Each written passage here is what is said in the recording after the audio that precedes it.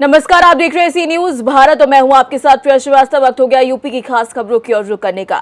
UP bulletin में दिखाएंगे कैसे गाजीपुर में बॉम्बे रेजिमेंट में कार्यरत जवान की सैन्य अभ्यास के दौरान हादसे में हुई मौत और बताएंगे कैसे झांसी में लोक निर्माण विभाग मिनिस्ट्रियल संगठन ने मंडल आयुक्त कार्यालय में प्रदर्शन कर बायोमेट्रिक हाजिरी के निर्देश को वापस ले जाने की करी मांग। ऐसी तमाम खबरों पर डालेंगे नजर इस यूपी बुलेटिन में।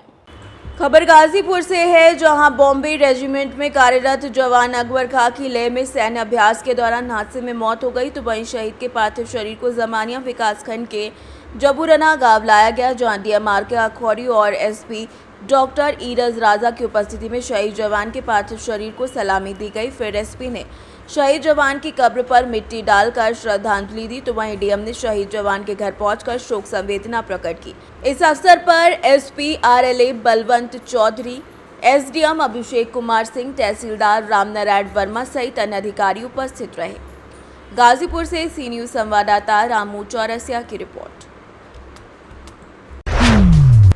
खबर झांसी से, जहां डिप्लोमा इंजीनियर सिंचाई विभाग के सेवा संबंधी प्रकरणों को वर्षों से लंबित रखने के विरोध में प्रमुख अभियंता परियोजना विभागाध्यक्ष सिंचाई जल संसाधन विभाग उत्तर प्रदेश के विरुद्ध मंडलायुक्त कार्यालय में धरना प्रदर्शन एवं सिंचाई मंत्री को ज्ञापन सौंपा गया। बता दें कि प्रमुख अभियंता परियोजना एवं विभाग अध्यक्ष सिंचाई जल संसाधन विभाग उत्तर प्रदेश द्वारा जूनियर इंजीनियर की सेवा संबंधी प्रकरणों यथा पदोन्नति, स्थायीकरण, ज्येष्ठता निर्धारण, पूर्व विभाग की सेवाएं जोड़ने, विकलांगता दर्ज करने, चरित पंजिकाओं को पूर्ण कराने को वर्षों से निस्तारित न करना, प्रशासन आधार पर एक पक्षीय कार्यवाही करते हुए जूनियर इंजीनियर्स का स्थानांतरण करना जैसी कई चीजों के संबंध में ज्ञापन सौंपा गया।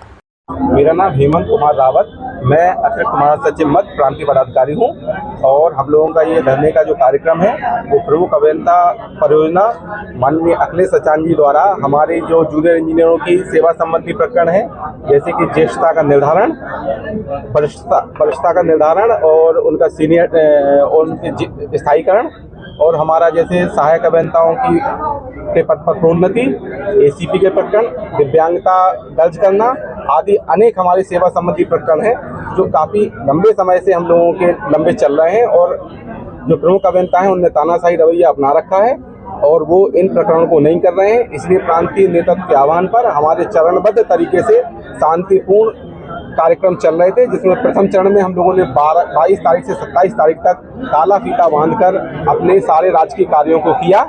आशीष कुमार राठौर है, मैं झांसी मंडल झांसी का उप महासचिव पदधारी हूँ। हम लोग आज यहाँ पर मंडलायुक्त कार्यालय के बाहर उपस्थित हुए हैं। हमारी सेवा संबंधी 22 सूत्रीय मांगे, हम लोग उसके लिए लगातार जो है प्रदर्शन कर रहे हैं शांतिपूर्वक ढंग से और अपना कार्य भी कर रहे हैं, परंतु प्रमुख अभियंता कार्यालय द्वारा अभी तक हमारी मांगों को नहीं सुना गया है, ना ही उनको माना गया है। तदुपरांत आज हम लोगों को तृतीय चरण में मंडल स्तर का धरना प्रदर्शन करना पड़ रहा है। एवं मैं आपको बताना चाहता हूं, हमारे चित्रकूट धाम मंडल में पदस्थ जूनियर इंजीनियर भाई विकास कुमार जी की संदिग्ध अवस्था में मृत्यु हुई, जिसका हम लोगों ने, हमारे बांदा मंडल के पदाधिकारियों ने, वहां के सभी साथियों ने बराबर विरोध किया। मंडलायुक्त महोदय जी को भी अवगत कराया गया है, शासन प्रशासन भी अवगत है, परंतु उस पर कोई अभी तक जांच दल बन के कोई परिणाम निष्कर्ष पे नहीं आ पा रहा है। भाई उनकी कम से कम जांच तो होनी चाहिए थी, एक जांच होती तो कुछ न कुछ परिणाम समझ में आता। उनकी मृत्यु को उनको लगभग 1 माह से अधिक हो गया। Bureau report Jhansi. खबर झांसी से, जो बायोमेट्रिक हाजिरी के खिलाफ सिंचाई विभाग के मिनिस्ट्रियल एसोसिएशन के द्वारा धरना प्रदर्शन किए जाने के बाद उत्तर प्रदेश लोक निर्माण विभाग मिनिस्ट्रियल संगठन ने भी मंडल आयुक्त कार्यालय में प्रदर्शन कर बायोमेट्रिक हाजिरी के निर्देश को वापस ले जाने की मांग की। संगठन के द्वारा इस संबंध में दिए गए ज्ञापन में ये कहा गया कि अगर ये प्रणाली लागू होती है तो फिर सभी संवर्गों पर होनी चाहिए। ज्ञापन में कहा गया कि सरकार द्वारा पूरे प्रदेश में जो बायोमेट्रिक अटेंडेंस प्रणाली लागू की गई है, सरकार का उद्देश्य ये है कि डिजिटलीकरण किया जाए ताकि कार्यालय में कार्य संस्कृति में सुधार हो सके, लेकिन अगर ये लागू होती है तो सभी संवर्गों पर लागू होनी चाहिए।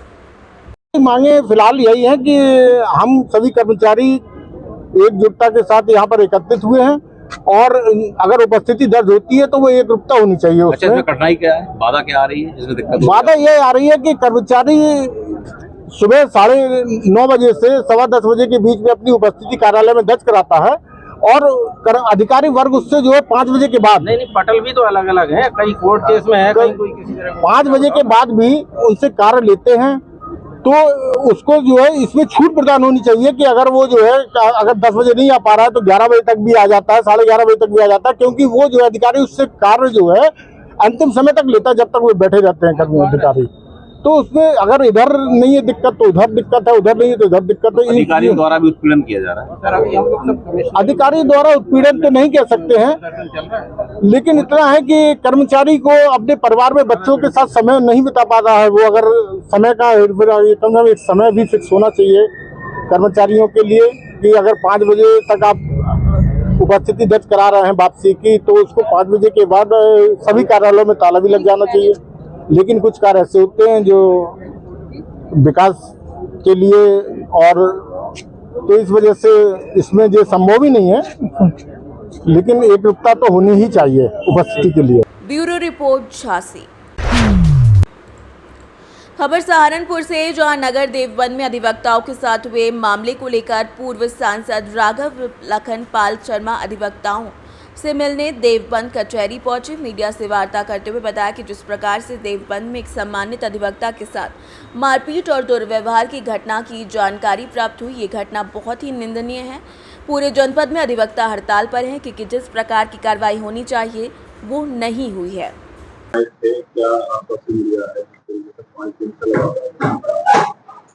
जिस प्रकार से देवबंद में एक सम्मानित अधिवक्ता के साथ मारपीट की और दुर्व्यवहार की घटना की हमें जानकारी प्राप्त हुई है, बहुत ही निंदनीय घटना यह है। हम पूर्ण रूप से इसकी भर्त्सना करते हैं और पूरे ज़िले में ही, पूरे जनपद में ही अधिवक्ता हड़ताल पे हैं, क्योंकि जिस प्रकार की कार्रवाई होनी चाहिए थी वो नहीं हुई और वे असंतुष्ट हैं कार्रवाई से।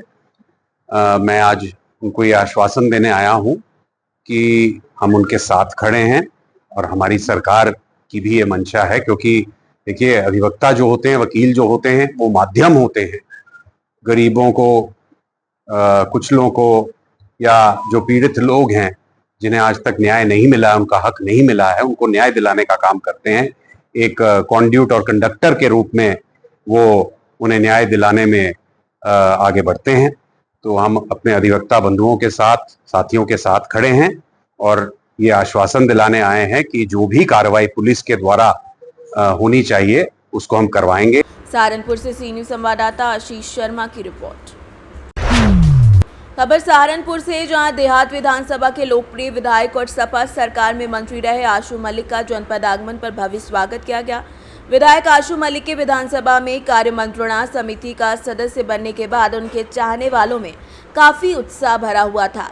आज जनपद आगमन पर जगह जगह उनका भव्य स्वागत किया गया। जनपद आने की सूचना के बाद उनके चाहने वाले सवेरे से ही रोहाना टोल प्लाजा इकट्ठा होने शुरू हो गए थे, जहां स्वागत के बाद आशु मलिक का काफिला जैसे ही देवबंद पहुंचा तो यहां सबसे पहले खड़े सैकड़ों लोगों ने फूल मालाएं पहनाकर विधायक आशु मलिक को कंधे पर उठाकर ढोल धमाके के साथ स्वागत किया। इस दौरान आशु मलिक का भव्य स्वागत किया गया तो स्वागत समारोह में बड़ी संख्या में सपा कार्यकर्ता मौजूद रहे।